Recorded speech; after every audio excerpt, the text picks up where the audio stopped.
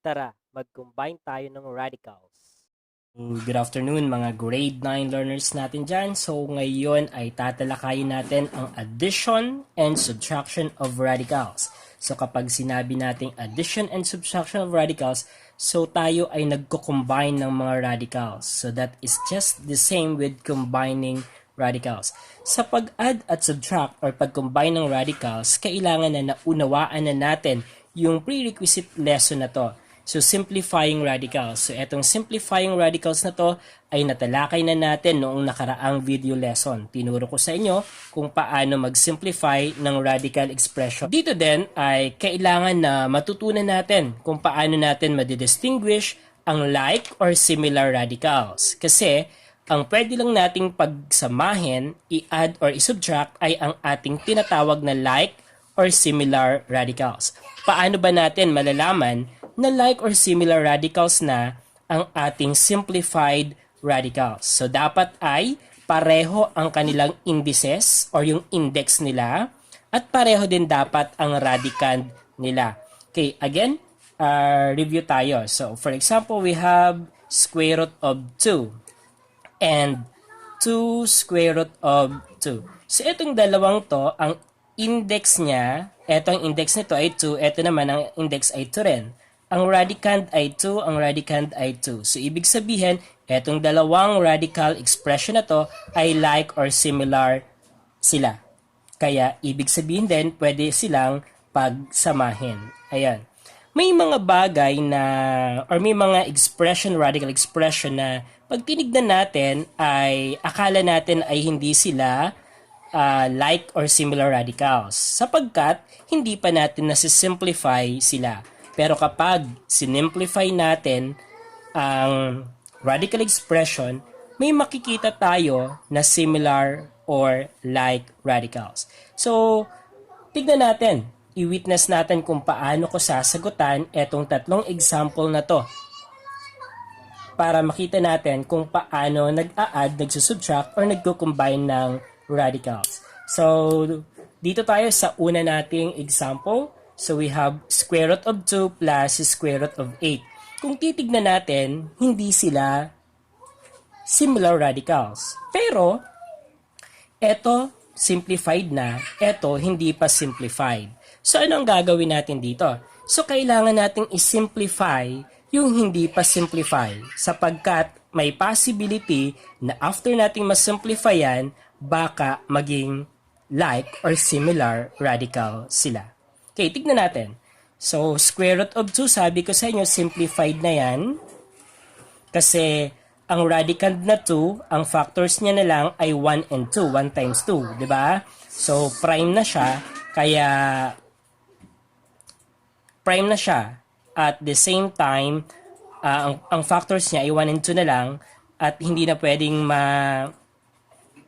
mailabas pa ng ating square root. So, simplified na siya. Okay, eto naman, square root of 8. So, nakikita natin na ang square root of 8 ay may factors pa. This is equivalent to 2 times 4. Diba? At ang 4 naman ay 2 times 2. So, using this prime factorization, we will come up with 2 times 2 times 2. Diba? And then, eto ay... Okay, so pwede tayo magkaroon ng, by the way, eto na lang, etong gamitin natin. So, eto, this is equivalent to 2 squared. Eto naman, copy lang natin. Yan. So, 2 squared is 4 times 2, we have 8. And then, lagay natin siya sa square root. Okay, square root ng 2 squared, applying the law of radical number 1. So, eto ang in-apply natin dyan. So, maka-cancel out ito. Tinuro na yan nung nakarang video lesson. So, this is equivalent to 2. And then, ito ay wala na. So, we will just affix it. So, ibig sabihin, simplifying square root of 8, that is equivalent to 2 square root of 2. And then, ibaba na natin yung unang addend natin, which is square root of 2. Ayan. So, dito, pwede na natin siyang i-add. Ang tanong dito ay, ano ang numerical coefficient ng radical expression na to? Wala tayong nakikitang number, pero it is, if if we can't witness that number, it means that is 1. Kasi 1 times any expression is equal to that expression. 1 times square root of 2 is still the same with square root of 2. Okay, so yan. And then in adding or subtracting of radicals, we will just add the numerical coefficient, then copy the like radicals. So para lang din siyang adding and subtracting algebraic expression. Ano po? So we will copy square root of 2 and then we will operate the numerical coefficient. So 1 plus 2, that is equal to 3. So the final answer for number 1 example natin ay 3 square root of 2. Okay, so next naman, example number 2 tayo. So the problem ay square root of 108 minus square root of 27. So nakikita natin, ang 108 ay may factors pa, ang 27 ay may factors pa, at sa ngayon ay hindi pa natin nakikita na sila ay like or similar radicals. So, ang una natin gagawin, simplify natin ang bawat terms natin para makita natin kung sila ba talaga ay like or not like radicals. Okay, so start tayo dito kay 108. So, using the prime factorization, ano ang factors ng 108 natin? So, divisible siya by 2 kasi even numbers ang last digit niya. So, we have 2 times 54. Diba? So, kalahati ng 100 ay 50, kalahati ng 8 ay 4. So, 54. Okay. So, next ay, so, eto ay prime na. So, 54 naman, this is 2 times. So, kalahati ng 50, 25, and then, kalahati ng 4 ay 2. So, 25 plus 2, 27. Okay, and then factors ng 20, eto prime na, 27, that is 3 times 9. And then, ang 9 naman natin ay 3 times 3. Okay, lagay natin dito ang mga dulo. So, we have 2 times 2 times 3 times 3 times 3. Okay, eto, 2 squared. So, since ang index nito ay 2, so dapat ay magrupo natin into 2 into squared. Okay? And then, eto naman, 3 squared. And then, may sobra tayong isa. So, eto na to. Etong 3 times 3 naman ay 3 squared. Etong sobrang 3 ay eto. Okay, and then, okay, so square root ng mga factors na yon. So, dito ay in-apply natin ang law of radical number 2, which is the product property. So, dun sa ginawa natin. And then, since na-apply na natin yung law of radical number 2, so in simplifying this, i-apply na natin ang law of radical number 1. So, dito, maka-cancel ito. Maka-cancel si square root. So, this is equivalent to 2. Then times, eto naman maka-cancel yung exponent na 2 saka yung index na 2, this is equal to 3. Then eto naman ay mananatili sa loob ng radical natin. Kasi kung titignan natin, eto ang index ay 2, eto ang exponent ay 1. So hindi sila nag-match. So mananatili siya sa loob niya. Okay? So simplifying 2 times 3, kita pa? Okay, hindi na pala kita, sorry. So, simplifying 2 times 3, that is 6, and then square root of 3. So, pwede nating ilagay dito kasi wala na tayong space sa baba. So, this is equivalent to 6 square root of 3. Okay. So, next, okay, minus, we have square root of 27. Okay, ang square root of 27, ano ba ang factors niya? So, kung titignan natin, eto ang 27. So, ibig sabihin, that is 3 times 9. And then, ang 9 naman ay 3 times 3. So, eto ang mga dulo. So, that is 3 times 3 times 3. Okay, so next naman ay negative or minus square root of 27. Yung 27, eto na. So, 3 times 3 times 3 siya. And then, since ang index ay 2, kaya i-group natin to by square. So, this is equivalent to 3 squared times 3. So, square root of 3 squared and then square root of 3. So, in-apply natin ang laws of radical number 2. So, sineparate natin yung factors. And then, simplifying using the law of radical number 1. So, eto siya. So, ang square root of 3 squared ay 3. And then, eto ay hindi na siya pwedeng ma-simplify.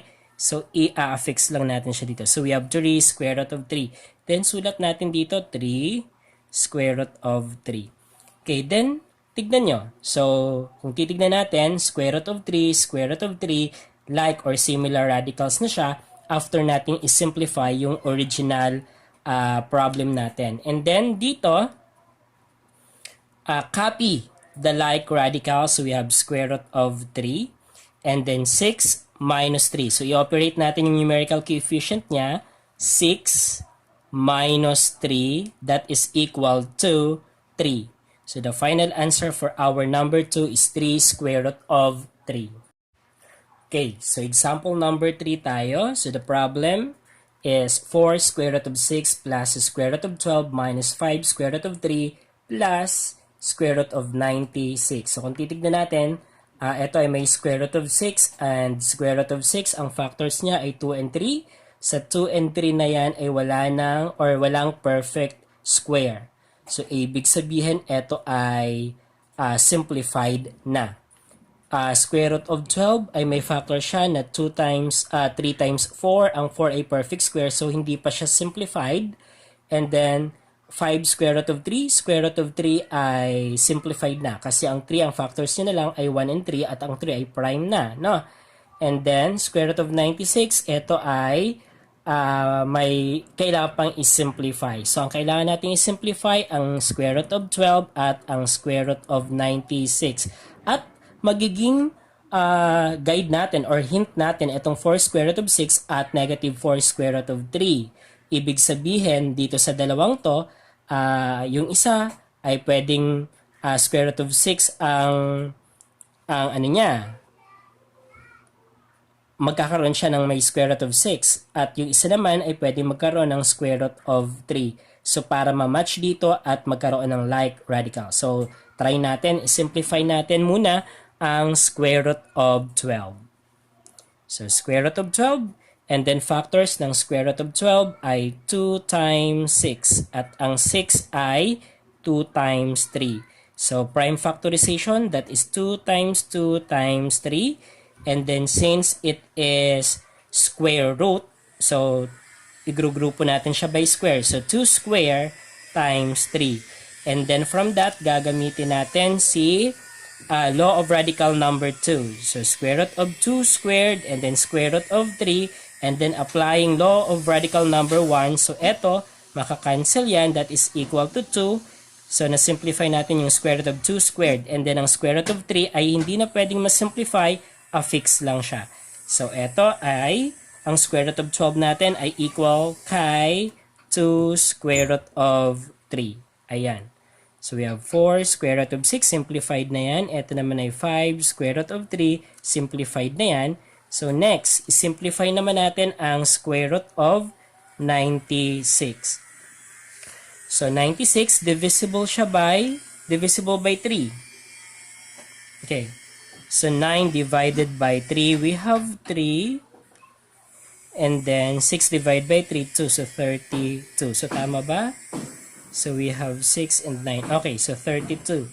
And then, ang 3 natin ay prime na. So, stop tayo dyan. Kay 32, hindi pa. Composite pa siya. So, square root ng factors ng 32, divisible siya by 2. So, 2 by, kung ang 30, 15, ang kalahati. So, ang 2 ay 1. So, 15 plus 1, 16. So, ito ay 16. At ang 16 natin, nakikita natin na yan ay perfect square na. But that is equivalent to 4 times 4. And then this is 2 and 2. This is 2 and 2. So, we have 3 times 2 times 2 times 2 times 2 times 2. Okay, so nakopy na natin yung mga dulo-dulo. So, 1, 2, 3, 4, 5, 6. 1, 2, 3, 4, 5, 6. Baka may makaligtan tayo. And then, since square root siya, i-group natin siya by square. So, eto, we have 2 square. Ito ay another 2 square. And then we have 2. And then ito ay we have 3. And then, so, law of radical number 2 tayo. So, yung mga factors ay pinaghiwa-hiwalay. And then, applying law of radical number 1. So, eto, this is equivalent to 2. Kita pa ba? Okay, this is equivalent to 2. Eto din ay equivalent kay 2. And then, eto ay simplified na, but combining, so that is equivalent to 2 times 3, 6. So, we have square root of 6. Then, 2 times 2 here, we have 4. So, 4 square root of 6 ang ating final simplified term of square root of 96. Then, lagay na natin siya dito. 4 square root of 6. Ayan. Okay, then, group natin yung like terms. Kung titignan natin, meron tayong nakikita. So, ito, saka ito, ay like terms. Ang operation, so 4 square root of 6 plus 4 square root of 6. Okay, so ibig sabihin, so copy the like radical, we have square root of 6, and then operate the numerical coefficient 4 plus 4, 8. Okay, so the sum of 4 square root of 6 and 4 square root of 6 ay 8 square root of 6. Okay, next, dito naman, so 2 square root of 3 minus 5 square root of 3. So copy square root of 3 and then 2 minus 5. So eto, signed numbers naman ang kailangan natin dito. So 2 minus 5. So dito, change the sign of the subtrahend and proceed to addition or change this into addition problem. So magiging addition problem siya. Ito ay gagawin nating addition, ang operation, pero yung subtrahend magiging negative 5. Okay? And then applying the rules of adding integers. So unlike sign yan, subtract the absolute value. So 5, babawasan ng 2, we have 3. And then, titignan kung kung aling absolute value ang may mataas. Alin sa dalawa ang may mataas na absolute value. So, negative 5 ang may mataas na absolute value at ang sign niya ay negative. Kaya ang ating sagot ay negative dapat. So, dito, we have negative 3 or minus 3. So, this is now our final answer. So, 8 square root of 6 minus 3 square root of 3. So, ngayon naman ay ipagpatuloy natin ang discussion natin. So, nandito tayo sa second batch ng examples natin. So, simplify 10 square root of 3 minus 7 square root of 3 minus 2 square root of 108. So, dito kung titignan natin, square root of 3 na ito, square root of 3 na ito, simplified na. Ano po? But etong square root of 108 ay hindi pa. So, etong dalawa, like radicals na, pero ito ay hindi pa natin nakikitang like radical siya nung dalawang nauna. So, ngayon ay isimplify natin etong third term natin. So, 108, ano ba ang factors ng 108? So, that is 2 times 54. Ang 54 ay 2 times 50, 25, 26, 27. At ang 27 ay 3 times 9. Ang 9 naman ay 3 times 3. So, we have 2 times 2 times 3 times 3 times 3. So, 1, ito, at ito.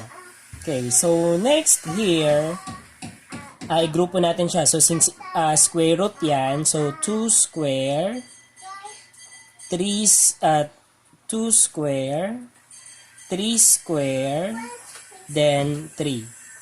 And then, so yun, paghiwa-hiwalayin natin, so we have the product property, and then, applying the law of radical number 1, square root of 2 squared, makakancel yung exponent at yung index, and same sila, and we will have 2 as simplified answer.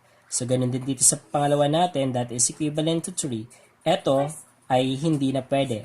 So, mananatili siya kay square root. So, we have square root of 3. Then, 2 times 3, 6. So, 6 is square root of 3. Okay, then, copy natin iyon. Okay, so we have 10 square root of 3 minus 7 square root of 3 minus 2 times 6 square root of 3. Then simplify natin to, magiging negative 2 times 6, that is negative 12 square root of 3. And then copy again the first two terms. Okay. And then, so ngayon ay nakita natin na like terms yung tatlo. So we will just copy the similar terms or yung like terms na yun, like radicals na yun. So we have square root of 3. So ito. And then, operate the numerical coefficient. So 10 minus 7 minus 12. Okay, then multiply to square root of 3. So here, 10 minus 7, that is equal to 3. Then 3 minus 12, square root of 3. So 3 minus 12, this one. So 3 minus 12, gagawing addition. So eto, magiging addition pero ang subtrahend magiging opposite sign. And then dito, addition na siya. Apply the addition rule. Magkaiba ang sign niya, kaya subtract 12 minus 3, that is 9. And then, ang sign ay, kung ano ang sign ng may mataas na absolute value, so negative. So the final answer for this problem ay negative 9 square root of 3. So yan ang ating final answer. Okay? Okay, so number 2, example tayo. We have negative 6 square root of 20 plus 3 square root of 45 plus 5 square root of 12. Square root of 20, square root of 45, square root of 12. So lahat ng radicands na involved ay hindi pa nakasimplify or may factors pa na pwedeng isimplify natin. Okay? So dahil dyan ay simplify natin ito. So 20, we have 5 times 4. And then ang 5 ay prime na, ang 4 ay hindi pa. So 2 and 2. So we have 5 times 2 times 2. And then, since square root yan, so igrupo natin by square. So 5 wala na, and then 2 square. Ayan. And then, square root. Square root of 5, hindi na pwedeng isimplify. Square root of 2 squared, cancel yung square, saka yung square root. So we have 2. So, and then, take note, meron tayong negative 6. Ayan, so we have that one. Then, negative 6 times 2, negative 12, square root of 5. Okay, next, number 2 naman tayo, second term naman tayo, 45, that is 9 times 5. Ang 9 natin ay 3 times 3. So, that is 3 times 3 times 5. And then, group, since square root siya, so, group by square. So, 3 square times 5. Then, square root, square root, square root ng 3 squared, applying law of radical number 1, that is equal to 3. Then, eto, affix lang. And then, meron tayong 3 na numerical coefficient sa original natin, so huwag kakalimutan. So, 3 times 3, 9. So, positive. So, positive 9 square root of 5 is the equivalent simplified radical ng ating second term. Okay, next naman ay 12. So, 12 ay 4 times 3. Okay, 4 times 3 ang 12, no? Okay. So, ang 4 naman ay 2 and 2. So, we have 2 times 2 times 3. And then, group, since square root pa rin ang involved, ang index ay 2. So, group by square. So, 2 squared times 3. Then, square root, eto, cancel, applying law of radical number 1. This is equivalent to 2. Then, affix the square root of 3. And then, don't forget, meron siyang multiplier or numerical coefficient na 5. So, 5 times 2, 10. So, plus 10 square root of 3. Okay. So, ito na yung simplified radical ng bawat term. So, next ay tignan natin kung merong like radical. So, square root of 5, like radical sila. And then, yung isa ay hindi. So, ibig sabihin, ang i-combine lang natin, ito lang first two terms kasi sila lang ang like radicals. So, combining that, copy square root of 5 and then 12, negative 12 plus 9. Unlike sign, subtract, so 12 minus 9, 3, and then the sign with higher absolute value ay negative 12, so negative 3 ito. Then affix the square root of 5. And then, etong 10 square root of 3, kung titignan natin, wala siyang kapareho or wala siyang kalike terms, kalike radical, so kakopy lang natin siya dito. So this is now the final answer. Square root of 3, negative 3 square root of 5 plus 10 square root of 3. Okay, so last example tayo. We have 5 square root of 27 minus 3 square root of 12 plus 5 square root of 3. Square root of 27, alam natin na meron pang factors ng 27. We have 9 times 3. 12, ganun din. 3, wala na. Prime na yung 3. So, ibig sabihin, yung first term kailangan natin i-simplify. Square root of 27. So, 27 ay, that is equivalent to 3 times 9. And 9 is 3 times 3. So, we will have 3 times 3 times 3. Square root pa din siya, kaya group by square. So, 3 squared times 3. Applying the law of radical number 2. So, square root, and then ito ay isi-simplify. Applying law of radical number 1, this is equivalent to 3. So, yan, makakancel yon. And then, affix is square root of 3. And then, meron tayong 5 na numerical coefficient sa original natin. So, times 5. 5 times 3, that is 15 square root of 3. So, don't forget that one. Ang sinimplify natin kanina ay ito palang square root of 27 and then may 5 tayo dito. Kaya, i-multiply natin yung 5 na yon doon sa simplified answer ng square root of 27. Okay, next naman tayo. So, we have square root of 12. That is 4 times 3. And then, ang 4 ay 2 and 2. So, we have 2 times 2 times 3. Then, since square root pa rin siya, kaya group by squared. So, 2 squared. So, ito yung 2 times 2. Then, times 3. Then, law of radical number 2. So, we have that 1. And then, applying law of radical number 1. So, same ang exponent sa index. So, we have 2 as the answer. And then, here we have square root of 3. And then, sa original problem natin, we have negative 3 multiplier. So, negative 3 times 2, that is negative 6, is square root of 3. Okay? Yung pangatlong term natin, square root of 3 na siya, ibig sabihin simplified na. So, just copy 5 square root of 3. And then, check natin, square root of 3, square root of 3, square root of 3. So, pareho na sila. Ibig sabihin, like radicals na sila. So, copy the same radicals or the similar radicals. We have square root of 3 and then operate the numerical coefficient. So, we have 15 minus 6 plus 5. Ayan. Operate natin to. So, 15 minus 6. Okay, 15 minus 6 tayo. Ilan yan? 9. Plus 5, 14. So, 14 and then affix yung square root of 3. So, the final answer is 14 square root of 3. Okay, so that is now the final answer and hope you get our guide video lesson today.